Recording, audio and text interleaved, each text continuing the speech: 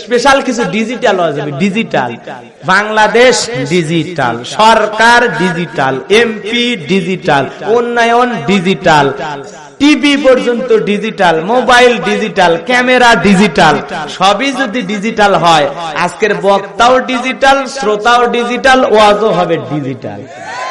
রাজি আছেন তো? কষ্ট হবে না? কারা কারা শুনতে রাজি? দু হাত তোলার একবার দেখান তো, লিল্লাহি তাকবীর। আল্লাহ কবুল করুক, আমিন বলেন। আমার ভাইয়েরা, সুবহানাকা লা ইলমা লানা ইল্লা মা আল্লামতানা ইন্নাকা আনতাল আলিমুল হাকীম। জ্ঞান দানের মালিক কে? আল্লাহ রাব্বুল আলামিন যুগে যুগে শুধু মানুষদেরকে জ্ঞান দান করে নাই, নবী রাসূলদেরকে অনেক জ্ঞান দান করেছেন। কথা বলেন ঠিক না বেঠিক? আল্লাহ রাব্বুল আলামিন জানায় দিলেন, ওয়ালাকাদ আতাইনা দাউদা সুলাইমানা ওয়া ইলমা। আল্লাহ রাব্বুল আলামিন জানায় দিলেন, আমি পয়গম্বর দাউদ এবং সুলাইমানকে ইলম দান করেছিলাম, জ্ঞান দান করেছিলাম। বাজান গো আমার, কেমন ইলম কেমন জ্ঞান দান করেছিলেন আপনাকে জানেন? আল্লাহর পয়গম্বর দাউদ আলাইহিস সালামকে আল্লাহ রাব্বুল আলামিন এমন রাজত্ব, এমন ক্ষমতা, এমন পাওয়ার দান করেছেন, অন্য কোন নবীর এত পাওয়ার ছিল না। দাউদ নবীর যেই পাওয়ার, যে মুজিজা, যে ক্ষমতা ছিল, অন্য কোন নবী, বন্ধুগণ আমার, অন্য কোন নবী লোহায় হাত দিলে কোনো কিছু হইতো না, কিন্তু পয়গম্বর দাউদ আলাইহিস সালামকে আল্লাহ রাব্বুল আলামিন এমন মুজিজা, এমন শক্তি, এমন পাওয়ার, এমন ক্ষমতা দান করেছেন, দুনিয়ার যত শক্তিধর লোহাই হোক না কেন, পয়গম্বর যদি হাতে নেন, ওই পয়গম্বরের হাতে নেওয়ার সঙ্গে সঙ্গে ওই বিশাল শক্ত লোহাকে পানির মতো, মমের মতো গলিয়ে দিতেন কে? জোরে কন্যা সুবহানাল্লাহ। এত বিশাল বাদশাহী আল্লাহ দান করেছে, তারপরে তিনি কামারের কাজ কইরা, দাও কুড়াল বটি বানাইয়া ওগুলো বিক্রি কইরা কইরা নিজের রুজি রোজগারের ব্যবস্থা করেছিলেন। বিশাল পাওয়ার, বিশাল ক্ষমতা, ফিলিস্তিনের রাজত্ব ক্ষমতা, বাদশাহী আল্লাহ যাকে দান করেছেন, তিনি কামারের কাজ করে নিজের পরিবার পরিচালনা করছে। সুবহানাল্লাহ। নিজের পরিবারের জন্য রিজেকের ব্যবস্থা করেছে কামারের কাজ করে। আর আমাদের কি কথা কন না? খেয়ে যে মেম্বারের সাইকেল কেনার টাকা নেয়, ওই মেম্বারই পাস করার সাথে পাল চালিয়ে ঘরে পাইলে কুটি ফেরেশতা জিবরাইল কিনে দিয়ে গেছে। কিছু হবি অ্যাঙ্গেলে না, হাস্তা করে বুঝবেন। আমি কারণ নাম নিয়ে কোনো কথা বলবো না, যেটা সত্য সেটা বলবো। কথাকে বোঝা গেল? হক কথা তিতে ট্যাবলেট। ছোট্ট বাচ্চা অসুস্থ, বাবা ডাক্তারের কাছে গেছে, ডাক্তার কিছু তিতে ট্যাবলেট দিয়েছে, ছেলে খায় নাই, ফেলে দিয়েছে। পরের দিন সকালবেলা আবার ডাক্তারের কাছে, ডাক্তার ভাই গতকালকে ঔষধ দিয়েছিলেন তিতা, আমি ছেলের পিতা, বলেন না ছেলের কোন কায়দায় ঔষধ খাওয়ায়? বলে উপায় একটাই আছে, সেটা হলো নীলফামারী দামি শহর থেকে, হোটেল থেকে মিষ্টি কিনবেন, মিষ্টি কিনে মিষ্টি ফাঁক করবেন, ওর ভিতরে ট্যাবলেট দিয়ে ছেলের সামনে খাইতে দেবেন। আশা করা যায় মিষ্টিও খাবে, ট্যাবলেটও ভিতরে চলে যাবে, আপনার ছেলেও সুস্থ হবে। বাবা এমন কৌশল চমৎকার মনে হলো, তাই আমল করলো। বাড়িতে এসে মিষ্টির ভিতরে ট্যাবলেট ঢুকায় ছেলের সামনে ফ্রিজে প্লেটে দিয়েছে, খা বাজান তুই খা, আমি তোর জন্য এক গ্লাস পানি নিয়েছি। বাবা এক গ্লাস পানি নিয়ে এসে দেখে ফ্রিজের মিষ্টি খাওয়া শেষ। মনে মনে কয়েকবার সুবহানাল্লাহ আলহামদুলিল্লাহ পরে জিজ্ঞাসা করে, বাজান মিষ্টি খাইছো? ওরে বাবা যে গরম। মিষ্টি গরম না, পানি গরম। সম্মানিত ভাইয়েরা আমার, এইবার বাজান আইসে এক গ্লাস পানি নিয়ে এসে দেখে ছেলের মিষ্টি খাওয়া শেষ। মনে মনে কয়েকবার সুবহানাল্লাহ আলহামদুলিল্লাহ পরে জিজ্ঞাসা করে, বাজান মিষ্টি খাইছো? ছেলে বলে, আব্বা মিষ্টি খাইছি ঠিকই, কিন্তু মিষ্টির ভিতরে যে বিচি ছিল ওইটা খাইতে। আজকে আমাদের সমাজের অবস্থাও তাই। হুজুর ওয়াজ করেন, কোন সমস্যা নাই। যখন আমরা বলি তিবিয়ান আল্লি কুল্লি শাই, মানব জীবন পরিচালনা করার জন্য রান্নাঘর থেকে পার্লামেন্ট পর্যন্ত যা যা দরকার দিয়েছেন বিশ্ব সরকার, তখন এক শ্রেণীর মুসলমানের কাছে টেমপ্লেট মার্কা আলোচনা সহ্য হয় না, হয় না, হয় না। ওরাই তখন আলেমের বিরোধিতা করে। ওরাই আগামীকাল সকালবেলা গোলাম রব্বানির বিরুদ্ধে চা স্টলে মনে মনে গোয়েন্দারি করবে আর বলে এটা বক্তা নাকি।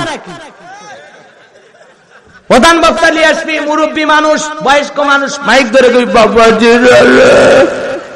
চ্যাংরা বক্তা নিয়ে আসছে, খালি লাফাই বাড়ি, ভয় লাগে। ভয় তো লাগবি, তোর ভিতরে যে শয়তানি আছে, ভয় তো তোর লাগবি। তুই রামবামের গোলাম, ভয় তো তোর লাগবে। তুই নাস্তিক বেঈমানদের দালাল, ভয় তো তোর লাগবে। তুই তো সুদখোর, ঘুষখোর, হারামখোর। ভয় কার লাগে? যারা ইসলাম বিরোধী, ওদের ভয় লাগবে। কারণ কোরআনের কথা শুনলে ঈমান বাড়ায় দেয় কি? জোরে কান না। হ্যাঁ, এই যে দেখেন যারা মুস্কি মুস্কি হাসতিতে, সুন্দর চেহারা দেখা যাচ্ছে, এগুলো জান্নাতি চেহারা। সুবহানাল্লাহ। এই মানুষগুলোর ভিতরে কোনো ভেজাল নাই। কিন্তু আপনারা আশেপাশে কেউ যদি চোখ মুখ মলিন করে হুদুম পেছার মতো বসে থাকে, সুবহানাল্লাহ কয় না, আলহামদুলিল্লাহ কয় না, বুঝতে পারবেন ওটা হলো বেদাতপন্থীর কথা। বলেন ঠিক না ঠিক? বুঝতে পারবেন ওটা হলো বর্তমান সমাজের সবচাইতে বড় শয়তান। কোরআনের হক কথা তো সহ্য হয় না কেন? এজন্য কোরআন আর ইসলামের পক্ষে আসি তো। বাইরে আমার যেই কথা বলতে চাচ্ছিলাম বাজান গো আমার, আল্লাহ রাব্বুল আলামিন পয়গম্বর সুলাইমানকে এমন পাওয়ার, এমন ক্ষমতা দান করেছেন, যিনি লোহার মধ্যে হাত লাগাইলে লোহা মোমের মতো গলে যায়। যুগে যুগে অনেক নবীদেরকে আল্লাহ রাব্বুল আলামিন এরকম মুজিজা দান করেছিলেন কিনা? পয়গম্বর দাউদ আলাইহিস সালাম চলে গেছেন। আজকে तमाम পৃথিবীর মানুষগুলো যত আমল আলা হোক না কেন, লোহায় যদি হাত দেয় লোহার কোনোদিন গলে না। কারণ নবী দাউদও নাই, তার মুজিজাও নাই। কথা বলেন ঠিক না ঠিক? আমার ভাইয়েরা, পয়গম্বর মুসা নবীর জামানায় মুসা নবীকে আল্লাহ রাব্বুল আলামিন মুজিজা দান করেছিলেন, লাঠি যদি ফেলে দেয় সুন্দর সাপ বানায় দেয় কে? কিন্তু পয়গম্বর মুসা নবী বিদায় নিয়ে গেছে, এখন লাঠি আছে, 1000 দিন ফেলে দেওয়ার পরেও কোনোদিন আর সাপ হবে না। কারণ নবী বিদায় নিয়ে গেছে, তার সাথে মুজিজাও বিদায় নিয়ে গেছে। কথা বলেন ঠিক না ঠিক? আল্লাহর পয়গম্বর ঈসা রূহুল্লাহ, আল্লাহ রাব্বুল আলামিন যাতে এত পাওয়ার, এত সুন্দর মুজিজা দান করেছিলেন, কোন অন্ধ ব্যক্তি চোখে যদি হাত বোলাতেন, সঙ্গে সঙ্গে অন্ধ ব্যক্তিকে দৃষ্টি ফিরাইয়া দিতেন কে? কোন কুষ্ঠরোগ যুক্ত ব্যক্তি, কুষ্ঠরোগে আক্রান্ত ব্যক্তির গায়ে যদি তিনি কখনো হাত বোলাতেন, সঙ্গে সঙ্গে কুষ্ঠরোগ ভালো করে দিতেন কে? এমনকি মৃত মানুষকে জীবিত করার ক্ষমতা আল্লাহ রাব্বুল আলামিন ঈসা নবীকে দান করেছিলেন। বলেন সুবহানাল্লাহ। আমার ভাইরা, ঈসা নবী হরিণী জবাই করে গোশত খাইতেন, হাড়গুলো খাইতেন না, হাড়গুলো আলাদা করে রেখে দিতেন। আবার ওই হাড়গুলো কুম্বি ইজিনাল্লাহ বলতেন। যখন বন্ধুগণ আমার হাড়গুলো সামনে রেখে শুধু দোয়া পড়তেন, কুম্বি ইজিনিল্লাহ, এই শব্দটা পড়তে দেরি, কিন্তু ওই পূর্বে যে হরিণটাকে জবাই করে খেয়েছে, ওই হরিণটা আবার পূর্বের মতো হরিণ হয়ে জঙ্গলের দিতে দৌড়ায় যেতে দেরি করতো না। কোন সুবহানাল্লাহ। আজকে আমরা গরু ছাগল হরিণ অনেক কিছু জবাই করে খাই, হাড় হাত দিয়ে এক জায়গায় করলে আর কোনোদিন দৌড়ে যাবে না। কথা বলেন ঠিক না ঠিক? তিনি যদি কোনো কবরস্থানের পাশে দাঁড়িয়ে যখন বলতেন উমুকের বেটা উমুক উঠে যাও কুম্বি ইজনিল্লাহ বলার সাথে সাথে কত শত বছর আগে যে কবরের ভিতরে ছিল, সঙ্গে সঙ্গে জিন্দা হয়ে পয়গম্বর ঈসা নবীর সাথে কথা বলতেন। আমার ভাইয়েরা, এখনো কবর আছে, কবরের পাশে আপনি আমি ওই শব্দ যদি পড়ি, কখনো মানুষ আর জিন্দা হবে না। কারণ নবী চলে গেছে, তার মুজিজাও চলে গেছে। কিন্তু বিশ্ব নবীকে আল্লাহ রাব্বুল আলামিন 24,000 মুজিজা দান করেছেন। কোন সুবহানাল্লাহ। তার 24,000 মুজিজার মধ্যে সবচাইতে বড় মুজিজা, দামি মুজিজার নাম হলো কোরআন। সুবহানাল্লাহ, জোরে কোন। বিশ্ব নবী চলে গেছে, কিন্তু নবীর সেই মুজিজা, শ্রেষ্ঠ নিয়ামত পবিত্র কোরআনুল কারীম আজও আছে না নাই? সমস্ত নবীরা বিদায় হয়ে গেছে, তাদের মুজিজাও শেষ, কিন্তু আমাদের নবী চলে গেছে, নবীর মুজিজা কোরআন এখনো আছে না না? আল্লাহর পয়গম্বর দাউদ আলাইহিস সালাম ফিলিস্তিনের বিশাল বাদশা, তিনি কামারের কাজ করে সংসার পরিচালনা করতেন। জীবন যখন শেষের পথে চলে আসলো, পয়গম্বর বুঝতে পারলাম আমার জীবনের শেষ সময়টা আমি পার করতেছি। আল্লাহ রাব্বুল আলামিনের কাছে প্রার্থনা করে বললেন, মাওলা আমার পরে পরবর্তীতে ফিলিস্তিনের বাদশা হবে কে?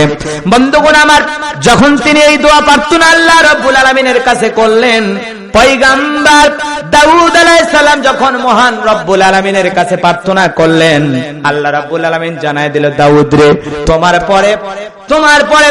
তোমার পরে ফিলিস্তিনের বাদশা হবে সেই আমার পক্ষ থেকে একটা সিন্দুক যাবে বিশেষ নিয়ামত হিসাবে। ওই সিন্দুকের ভিতরে 3টা জিনিস থাকবে, তার নাম কি কি, কোনটা দিয়া কি কাজ হয়, যে বলে দিতে পারবে, বুঝে নেবে, পরবর্তীতে তোমার পরে সে ফিলিস্তিনের বাদশা হয়ে যাবে। আমার ভাইয়েরা, পয়গম্বর দাউদ আলাইহিস সালাম এত সুন্দর কণ্ঠ আল্লাহ তাআলা তাকে দান করেছিলেন, তিনি যখন জাবুর কিতাব তিলাওয়াত করতেন, সমুদ্রের মাছগুলো তার তিলাওয়াত শোনার জন্য পাড়ের উপরে উঠে চলে আসতো। এত সুন্দর সুরলিত কণ্ঠ, বিশাল দেহ, লম্বা পয়গম্বর দাউদ আলাইহিস সালাম। আমার ভাইয়েরা, তিনি ফিলিস্তিনের পাহাড়ের উপর দাঁড়িয়ে ঘোষণা করলো, ওরে ফিলিস্তিনের জনগণ, কে কোথায় আছো? আমি তোমাদেরকে এই জামানার বাদশা দাউদ তোমাদেরকে আহ্বান করতেছি, ডাকতেছি, আমার ডাকে তোমরা সাড়া দাও। পয়গম্বরের ডাক, বিশাল কণ্ঠ, মাইক দিয়ে কথা বলতেছি, 2 কিলোমিটার যায় না, কিন্তু তখনকার পয়গম্বর নবীরা যদি কথা বলতেন, হাজার হাজার মানুষ যদি সামনে বসে থাকে, সমস্ত মানুষের কানের ভিতরে আওয়াজ পৌঁছায় দিতেন কে? আমার ভাইয়েরা, আজ থেকে 50, 60, 100 বছর আগে এই জমিনে আল্লাহওয়ালারা বয়ান করেছিল। আমার ভাইরা, অনেক আল্লাহওয়ালারা বয়ান করেছিল। বন্ধুগণ আমার, বাংলাদেশে অনেক আল্লাহওয়ালারাও বয়ান করেছিল, তাদের সামনে হাজার হাজার মানুষ বসে থাকতো। তাদের বয়ান শোনার পর মানুষের কলজা ভরে যেত। মানুষ, আগেকার মানুষগুলো, এত ডাক্তার হাসপাতাল ছিল না, আল্লাহওয়ালারা ঝাড় ফু দিত, এটাই মানুষ বিশ্বাস করতো। মাহফিলে সবাই বোতল হাতে নিয়ে আসতো, সুবহানাল্লাহ। আমাদের বগুড়ার একটা ঘটনা বাজান, আল্লাহওয়ালা ব্যক্তি সবাইকে বলেছে, বাজান রে, তোমরা বোতলটা তুলে ধরো, আমার আলোচনা শেষ, আমি একটু ফু দিয়া দেই, যে নিয়তে খাইবেন, বরকত রহমত দেওয়ার মালিক আল্লাহ, তোমার অসুখ বালা মুসিবত দূর করে দেওয়ার মালিক আল্লাহ, আমি শুধু কালাম করে দোয়া করে ফু দেব, কোন সুবহানাল্লাহ। আমার ভাইয়ের এক ইংরেজি পড়ুয়া পণ্ডিত, ইংরেজি পড়ুয়া এক পণ্ডিত নৌকা পার হচ্ছে, তার সাথে একটা হুজুর আছে। তো হুজুরকে ডেকে বলছে, হুজুর, আমার একটা কথা বিশ্বাস হয় না, এই যে আপনারা হুজুর মানুষ, যে এই যে বিভিন্ন দোয়া কালাম পড়ে যে ফু দেন, এই যে ফু দিলে যে উপকার হবে, এটা আমার বিশ্বাসই হয় না। ইংরেজি পড়ুয়া ব্যক্তি যখন এই কথা বলতেছে, হুজুর তখন বলতেছে, যারা এটা বিশ্বাস করে না তারা হলো বাস্টার্ড। জোরে কোন কি বাস্টার্ড মানে বোঝেন কি? বলেন তো, জারর সন্তান। যখন এই কথা বলেছে, যারা বিশ্বাস করেন তারা বাস্টার্ড, এই কথা যখনই বলেছে, তখনই ওই ইংরেজি পড়ুয়া ব্যক্তি বলে, হুজুর, আপনি এত বড় কথা বললেন আমাকে। না, আপনি তো বলি না, যারা বিশ্বাস করেন না তাদেরকে বলছি, আপনি জ্বলেন কে? আমি তো বিশ্বাস করি না। তাহলে আপনার গাও পড়ছে। তখন বলতেছে, একটা ইংরেজি শব্দ যদি আপনার মাথা গরম করে দেয়, আর আল্লাহর কালাম পরে হুজুরেরা আলেমেরা ফু দেয়, তার অ্যাকশন আছে না? না, ইংরেজি কথা যদি এত গরম হন, আর আল্লাহর কোরআন পরে ফু দেয়, ওরও আছে গরম, আছে না? না, কারণ আরবি পড়ে কোরআনের আয়াত পরে ফু দিলে দয়া করার মালিককে। এজন্য আল্লাহওয়ালা ব্যক্তি ডেকে বললো, বাবারে, তোমরা সবাই তোমাদের বোতল পানি যা কিছু নিয়ে এসেছো তুলে ধরো, আমি ফু দিয়ে দেই। সবাই ফু দিয়ে দিল। কিছু লোকের বিশ্বাস অর্ধেক করে, অর্ধেক করে না, কিছু মানুষ আছে না, তো ওইরকম একজন লোক করছে, এত দূর থেকে ফু দিল, আমার গিলাসত লাগছে। তো এই আল্লাহওয়ালা ব্যক্তি, এগুলো কিন্তু গল্প আমরা শুনেছি, কথাকে বোঝা গেল কোরআন হাদিসের কথা না, গল্প। আল্লাহওয়ালাদের সুন্দর সুন্দর আল্লাহ তাদেরকে কিছু অলৌকিক কিছু আল্লাহ দান করেছেন, সুবহানাল্লাহ। আছে না আল্লাহওয়ালাদের কত কারিশমা, আমরা অনেক ঘটনা জানি, ওইদিকে আমি যাব না আজকে, মূল কথাটা বলি। তো আমার ভাইয়েরা, তখন ওই যে ছেলেটাই কথা বলছে, উনি খুঁজে খুঁজে ওই আল্লাহওয়ালা ওর কাছেই গেছে, সুবহানাল্লাহ। যা বলতেছে, বাবার তোর গিলাসে বলে বোতলে ফুই লাগেনি, তো ভালো করে বোতলটা ধর, আমি একটা ফু দিই। যেই বোতলে ফু দিয়েছে, তলা খসে চলে গেছে, সুবহানাল্লাহ। তা আল্লাহওয়ালাদের মজেজা, আল্লাহ রাব্বুল আলামিন নবীদেরকে যেরকম মজেজা দান করেছেন, আল্লাহওয়ালাদেরকে কিছু একটু কেরামত দান করেছেন।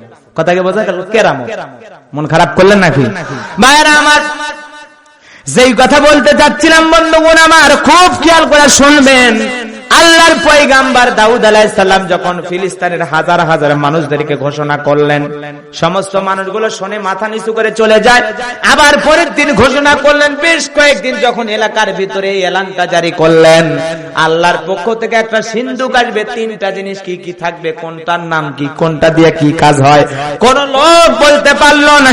বন্ধুগণ আমার, এইবার পয়গাম্বার চিন্তা করলো, বাহিরের মানুষের কাছে এত দাওয়াত দিলাম, নিজের পরিবারের লোকদের কাছে তো এখনো দাওয়াত পৌঁছাইতে পারলাম না। এইবার পয়গাম্বার তার পরিবারের সমস্ত স্ত্রী সন্তানগুলোকে একত্রিত করলেন। সন্তানের সংখ্যা বেশি ছিল না, মাত্র 40 জন। সুবহানাল্লাহ কবেন না? এ জোরে কোন সুবহানাল্লাহ। কতজন সন্তান?